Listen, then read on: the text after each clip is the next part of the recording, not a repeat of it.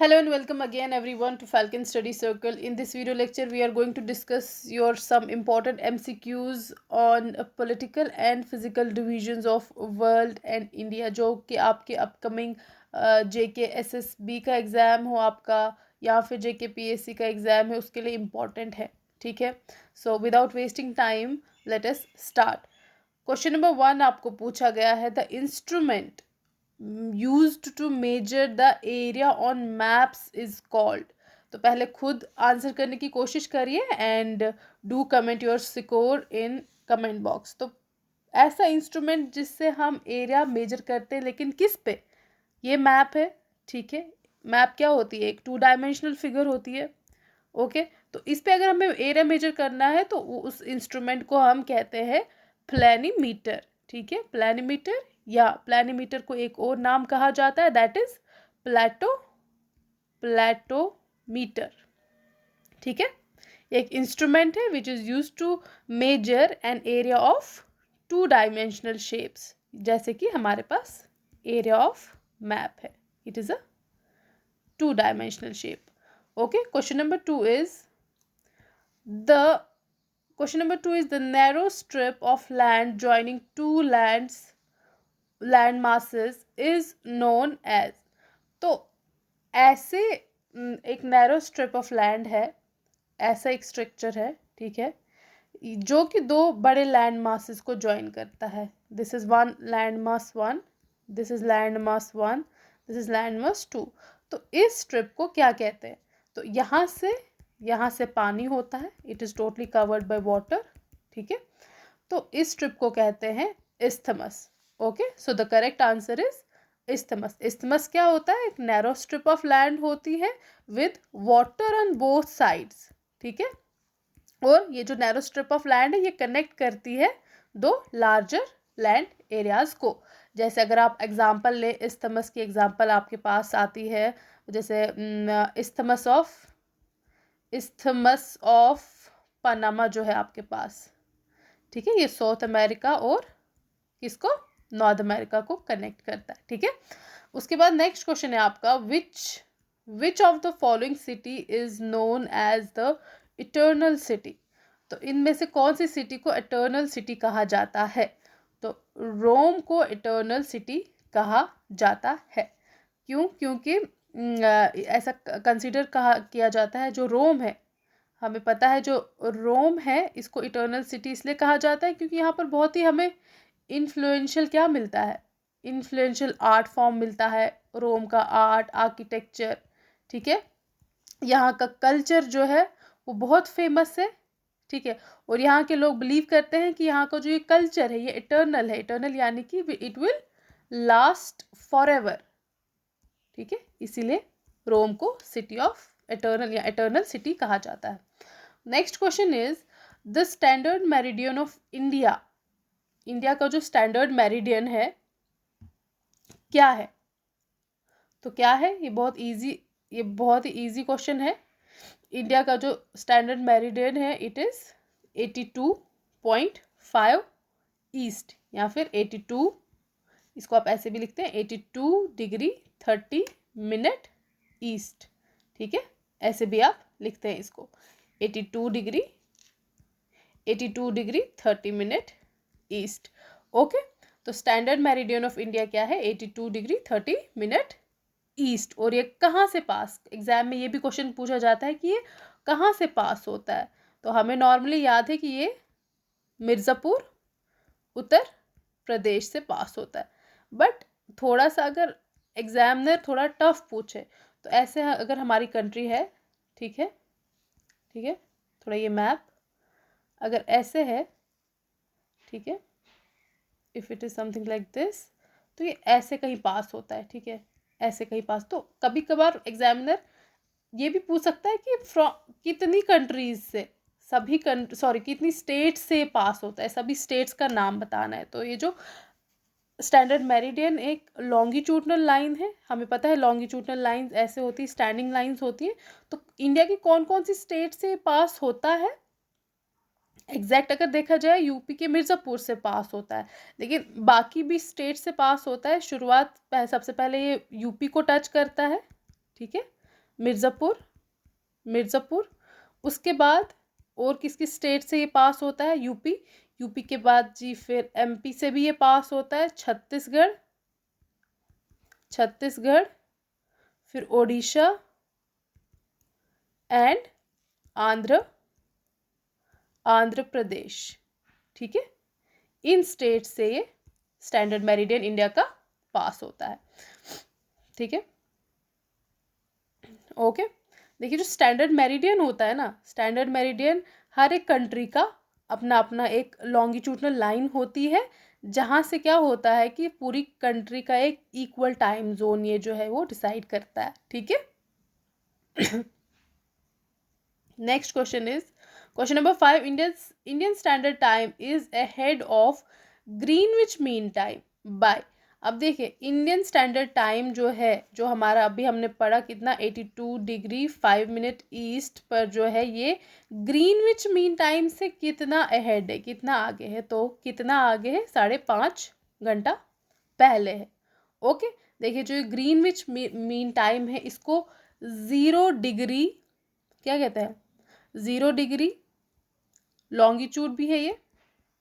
ठीक है, या प्राइम मेरिडियन भी इसको कहा जाता है, प्राइम मेरिडियन। और ये कहाँ से पास होता है प्राइम मेरिडियन हमारा? ये पास होता है ग्रीनविच से। ये एक जगह है कहाँ पे? Greenwich. It is a place in London. ठीक है, जहाँ पर क्या है? British royal observatory is located. यहाँ से ग्रीनविच मीन टाइम पास होता है। देखिए क्या होता है कि हमारी अर्थ पर ऐसी, अगर हमारी अर्थ है, दिस इज आवर अर्थ, ये कुछ इमेजिनरी लाइंस पास हो रही है लॉन्गिट्यूडनल। ठीक है, लॉन्गिट्यूडनल लाइंस है, लैटिट्यूड नहीं बता रही मैं, लॉन्गिट्यूडनल लाइंस है। तो अब पॉइंट उठता है कि ये जो ग्रीनविच मीन टाइम है या फिर 0 डिग्री लॉन्गिट्यूड है, ये जो है ये लंदन से ही क्यों पास होता है?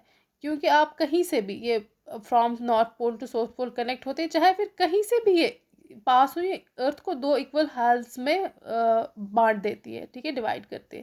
देखिए एक होता है हमारे पास लैटिट्यूड। ठीक है, लैटिट्यूड जो इक्वेटर है 0 डिग्री लैटिट्यूड, वो अगर यहाँ से ना पास हुआ, मतलब अगर वो यहाँ से पास होता है तो यहीं पर अगर पास होएगा तो ही अर्थ को 2 इक्वल हिस्सों में बांटेगा, है ना? यानी कि अगर इक्वेटर यहाँ पे होता तो क्या अर्थ 2 इक्वल हिस्सों में बांटती? नहीं ना। तो इक्वेटर यहीं पर है, इसका एक फिक्स्ड लोकेशन है। ऑन द अदर हैंड जो लॉन्गिट्यूड से हमारे, अगर वो कहीं से भी पास हो, अर्थ के किसी भी हिस्से से पास हो, तो वो लाजमी है वो अर्थ को 2 हिस्सों में बांटते। लेकिन पॉइंट ये उठता है कि हमने 0 डिग्री जो प्राइम मेरिडियन जिसको कहा जाता है, वो लंदन से ही क्यों हमने माना गया? क्योंकि एट दैट टाइम जब ये ग्रीनविच मीन टाइम, जब लॉन्गिट्यूडनल वगैरह डिस्कवरीज हो रही थी, तो लंदन यानी कि ब्रिटिशर्स की क्या थी? सुप्रीमेसी थी कहीं ना कहीं। तो इसीलिए उन्होंने 0 डिग्री लैटिट्यूड लॉन्गिट्यूड जो है वो अपने ही रॉयल ऑब्जर्वेटरी से पास किया हुआ मानो, और उसी का नाम क्या रखा? Prime meridian. और उसी 0 डिग्री या प्राइम मेरिडियन के ही कंपैरिजन में फिर बाकी कंट्रीज का टाइम जोन जो है वो डिसाइड होता है। Okay, next question is question number 6 is which state has the largest coast line in India? तो कौन सी स्टेट की लार्जेस्ट कोस्ट लाइन है? हमें पता है कि गुजरात की सबसे लार्जेस्ट कोस्ट लाइन है, ये हमें पता है। ठीक है, उसके बाद जी लेकिन गुजरात जो है वो आपके ऑप्शंस में नहीं है। ओके, तो हमें अभी जो है एग्जामिनर का जो पैटर्न है वो सवाल पूछने का थोड़ा ज़रा डिफरेंट है। अब सभी को पता है कि सबसे पहले तो गुजरात आएगा, लेकिन अभी क्या पूछ रहे हैं, हमें कम से कम हायरार्की में 3 टॉप 3 किस, चाहे लार्जेस्ट है चाहे स्मॉलेस्ट है, हमें पता होना चाहिए। तो सबसे ज़्यादा कोस्ट लाइन इंडिया की गुजरात की है नंबर 1 पे। नंबर 2 पे दैट इज़ 974 किलोमीटर, सॉरी 974 नहीं है, गुजरात की है आपकी, गुजरात की है जी आपकी 1600 किलोमीटर। उसके बाद 2nd नंबर पे आता है आपका Tamil Nadu, that is 1076 kilometre. Third number पे आता है आपका आंध्र प्रदेश, ठीक है, आंध्र प्रदेश 974 किलोमीटर। और फोर्थ नंबर पे sorry Maharashtra, Maharashtra 720 kilometre. At least top 4 आपको पता होना चाहिए। तो इनमें से दिए गई कंट्रीज सॉरी स्टेट्स में से जो लार्जेस्ट है that is your Tamil Nadu. Okay, next question is Andaman and Nicobar islands are separated by which of the following. तो अंडमान और निकोबार आइलैंड जो है they are separated by 10 degree channel. ये अंडमान एंड निकोबार, इनको 10 डिग्री चैनल से ये सेपरेटेड है। Okay, question number 8 is West Bengal makes border with how many countries. तो वेस्ट बंगाल इनमें से कितनी कंट्रीज के साथ बॉर्डर बनाता है।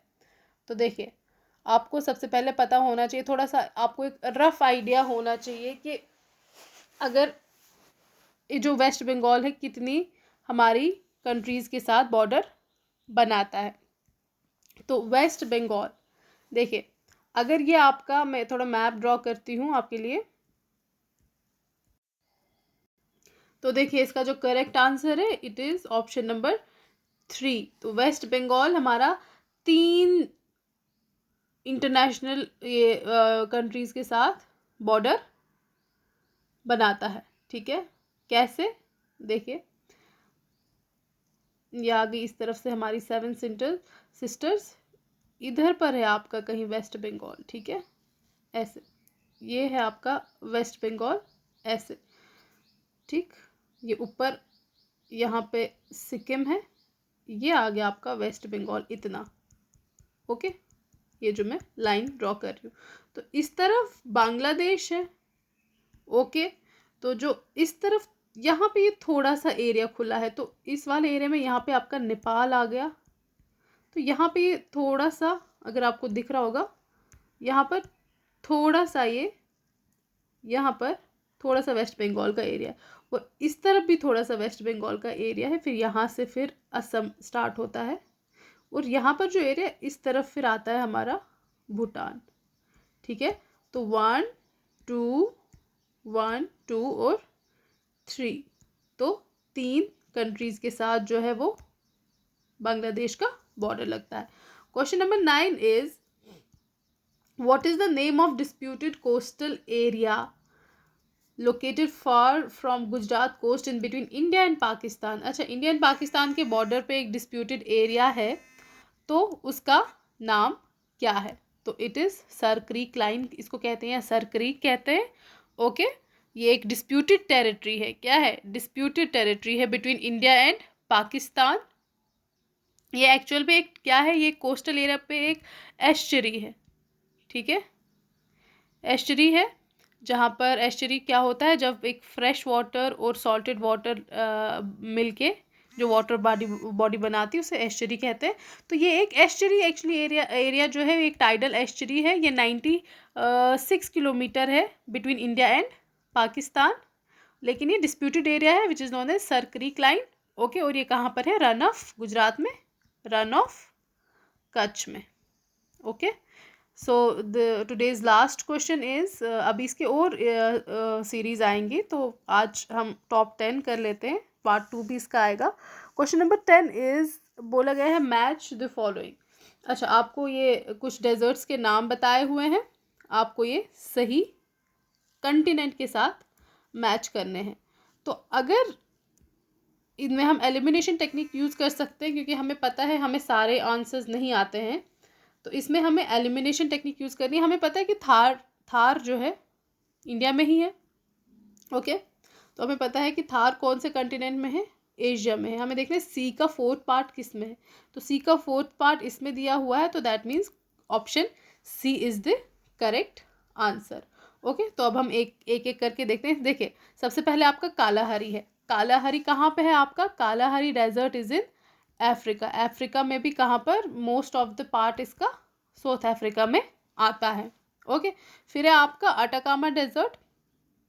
अटाकामा डेजर्ट है जी आपका साउथ अमेरिका में, साउथ अमेरिका में है। फिर आपका थार डेजर्ट तो आपका इंडिया में ही है, ठीक है, और थोड़ा सा वेस्टर्न पाकिस्तान में इसका हिस्सा आता है, सॉरी ईस्टर्न पाकिस्तान पंजाब वाला जो एरिया आता है उसमें है। ओके, जो आटाकामा डेजर्ट है वो साउथ अमेरिका में है, और चिले में ज़्यादातर इसका एरिया आता है। तो आपको सिर्फ इतना याद रखना कि साउथ अमेरिका में है। थार जो है वो एशिया में है। ओके, जो थार डेजर्ट है ये 17th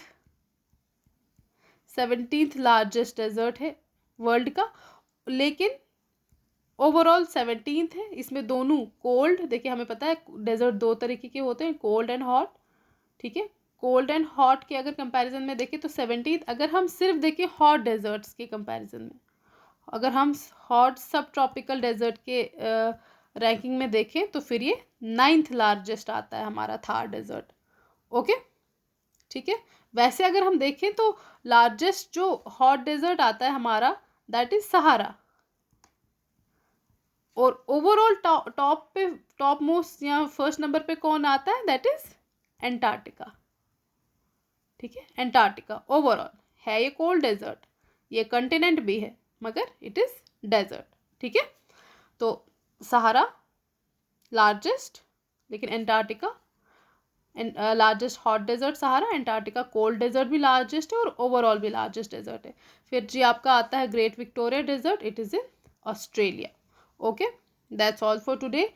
Hope you liked the lecture. For more such videos guys, please do like and subscribe the channel. Thank you so much.